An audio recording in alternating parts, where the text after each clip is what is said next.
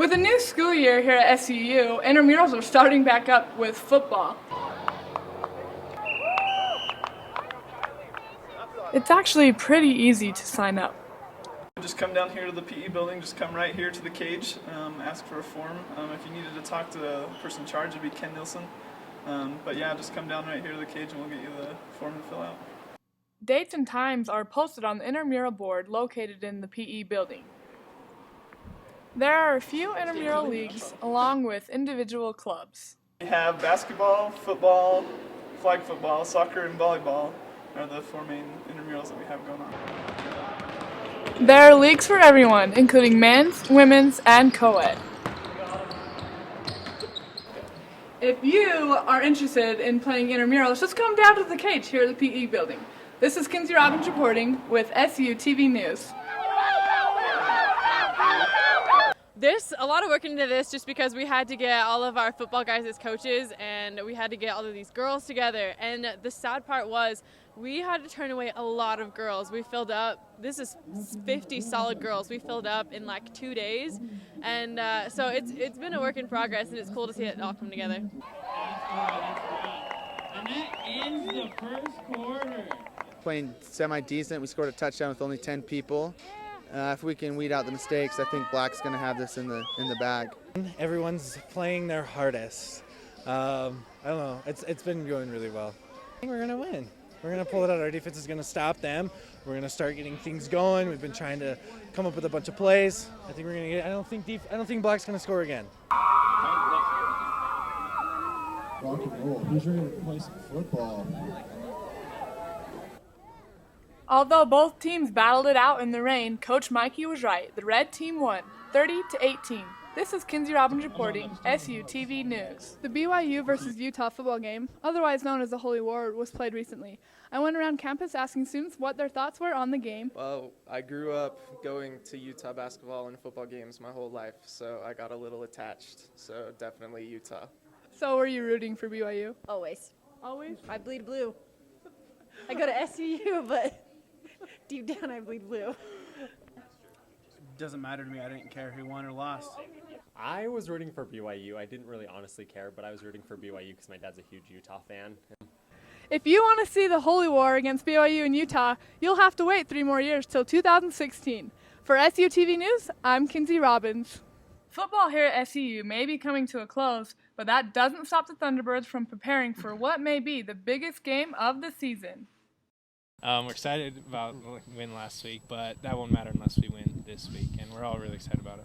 SUU will host Northern Arizona University, which may be the battle of the two best defenses in this league. Oh yeah, definitely excited, especially because it's NAU, just a huge rival, and their running back's definitely going to be very, very good. Probably the best one we've faced all year. We're definitely not putting ourselves saying we're in the playoffs at all. It's definitely we have to win Saturday. It's main focus on Saturday.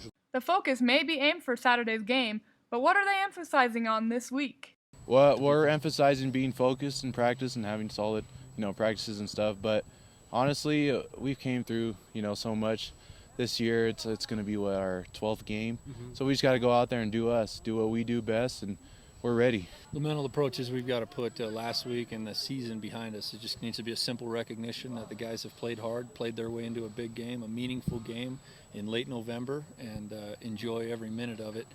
But the 100% of the focus needs to be on the game. So what's working with the defense? Oh, it's a synergy that comes from a bunch of young guys on the field last year, and now they're experienced. They learned the hard way. We had 8 freshmen at times starting on defense a year ago, and those guys learned the hard way and made some mistakes, and then got in the off season, made a real commitment to each other, made a commitment to getting their bodies where they needed to be from a height, weight, speed standpoint. And now they're playing with great confidence in each other, and they're focusing on their job, their 1/11th. And so far it's been paying off for them. With this being senior night, what does that mean for the T-Birds? Well, what we'll lose out of this class, I think, is probably one of the more successful classes to ever come through here in school history. And they were the guys that, turned it around. They were the guys that signed with us and believed in us, even though we had a losing streak and hadn't won very many games, and they believed. And now I think these seniors will be graduating with 3 out of 4 winning seasons, a conference championship, and hopefully a few more awards and honors on top of that. Make sure to catch the rivalry between Southern Utah and Northern Arizona University here at 1:05 p.m. at the Eccles Coliseum. This is Kinsey Robbins reporting, SUTV News. I'm here with Matt Hawley from the SU Thunderbirds football team. They just beat number 8 Montana State on Saturday. Matt, can you tell us a little bit about the game? Oh, well, it was super cold. There was a little blizzard before we even started playing, but it was just awesome atmosphere. The stands were packed, and it was just a great, really, really fun game. Okay, so tell us about the 2 interceptions you had. Oh, well, I hadn't had one all year, and it was just right place at the right time both times, and it was just really cool to finally get one, too. And then you had 7 solo tackles along with 9 total.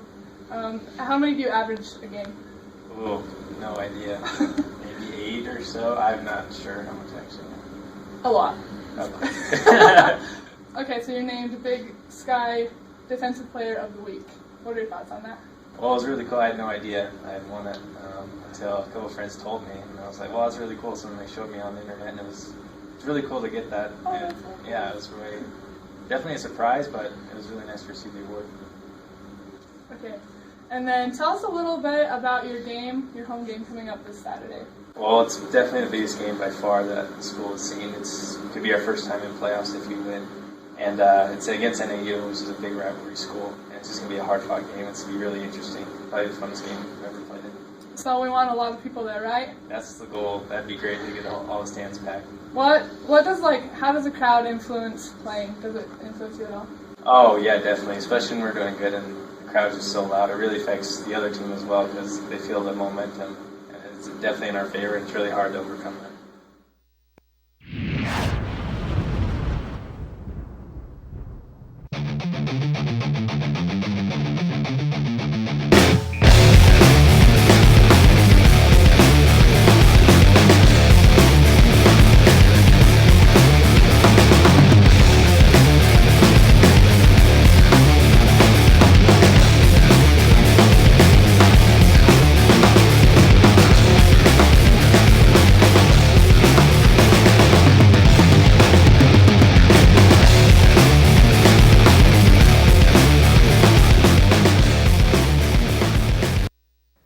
I'm Kinsey, and I'm here with a T-Bird timeout to bring you your Thunderbird athletics. Well, y'all, they did say everything is bigger in Texas, and that's how it was for the Thunderbirds football team who traveled to the Lone Star State to compete in an FCS playoff game for the first time in school history. Yes, that's what I said. First time in school history. Birds went in as underdogs as they had to get a pledge from the FCS committee to complete in the playoffs after falling to Northern Arizona University. SU looked like they had what it took to advance in Division I playoffs, but were matched up against Sam Houston State, who has played in the last 2 NCAA championship games, but the Birds fell 51-20. SU started off strong as they led the Bearcats 10-0 in the first quarter. Coach Lamb noted that SU started out well on defense, but Sam Houston just kept pecking away. Sam Houston found a way to run the ball on SU defense, and that took away the strength of the defense. So, give the Bearcats a ton of credit offensively and defensively for slowing the T-Birds down. Sadly, SU football has come to an end, and although they lost, the season ends on a high note due to the fact that this set of Birds made history, and they are looking for greater seasons ahead. For the Birds that run for fun, senior Ryan Barris raced in Terre Haute, Indiana, and brought home a 167th place on the muddy course. He was the only Thunderbird to represent SUU. Although the conditions weren't as good as he wanted them to be, Barris said he wasn't overly disappointed with the race.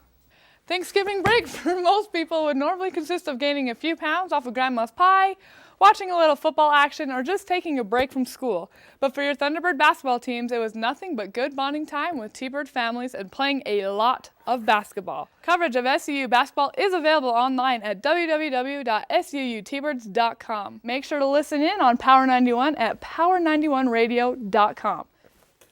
That's all I have for sports this week. Have a great holiday break. See you next semester. Back to you, Casey and Kelsey.